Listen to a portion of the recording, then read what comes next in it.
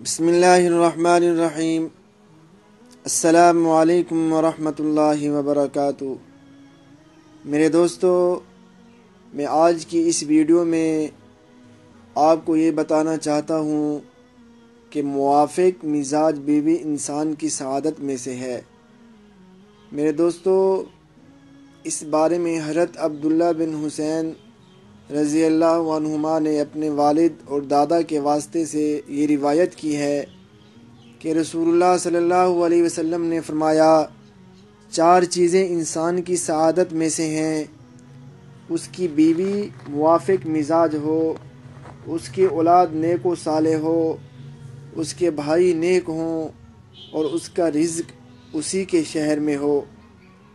میرے دوستو، اس حدیث پاک میں انسان کی سعادت مندی اور خوش نصیبی جن چیزوں سے وابستہ ہے، ان کو بیان کیا گیا ہے کہ اگر یہ چیزیں حاصل ہوں تو انسان کی زندگی دنیا اور دین کے اعتبار سے چین و سکون، عافیت اور سہولت اور اچھے احوال سے گزرتی ہے۔ دنیا کی اچھائی کے ساتھ آخرت کی بھلائی بھی حاصل ہوتی ہے۔ ان میں اہم ترین چیز بیوی کا موافق مزاج ہوتا ہے۔ واقعی باہم موافقت بہت بڑی نعمت ہے۔ اس سے دونوں کے درمیان محبت دانش رہتی ہے۔ موافقت کی وجہ سے ایک کو دوسرے سے شکایت کا موقع نہیں ملتا۔ اگر دونوں میں مزاج کی موافقت نہ ہو، ایک کا مزاج دینی ہو، دوسرے کا دنیاوی ہو، تو بڑی پریشانی ہوگی۔ ایک بے پردگی چاہے گا، دوسرا بے پردگی کی مخالفت کرے گا۔ ایک ٹی وی کا عاشق، دوسرا متنفر۔ ایک اولاد کو دینی تعلیم کی بجائے ایک اولاد کو دینی تعلیم کی جانب لائے گا، دوسرا اس کے خلاف سکول کو پسند کرے گا۔ اس طرح گھر کا ماحول تناؤ میں رہے گا، بخلاف اس کے کہ اگر دونوں کا مزاج یکساں ہو تو گھر اور آپس کا نظام خوش اسلوبی سے چلے گا۔ خیال ہے کہ عورت چونکہ ماتحت اور شوہر کے زیر اقتدار ہے، اس لیے اگر شوہر مزاج کے برعکس ہے تب بھی خدا کی معصیت اور نافرمانی کے علاوہ میں شوہر کی موافقت کرے، اس کے مزاج کی رعایت کرے۔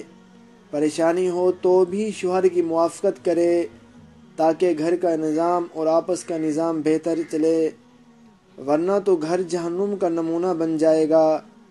میرے دوستو، اولاد کا نیک ہونا بھی خوش نصیبی کی بات ہے کہ وہ والدین کے لیے معاون و مددگار ہوتی ہے۔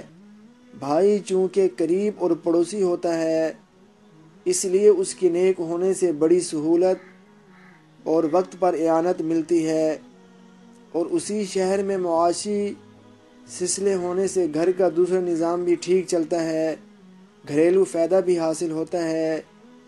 اس لیے اسے بھی خوش نصیبی کی بات فرمایا۔ اس سے معلوم ہوا کہ باہر کے مقابلے میں اپنے شہر میں معاشی امور اور روزگار بہتر اور بہت سے فوائد کا حامل ہے۔ میرے دوستو، دعا ہے کہ اللہ رب العزت ہم سب کو ان 4 چیزوں سے نواز دے جو میں نے ابھی آپ کے سامنے بیان فرمائی۔ آمین۔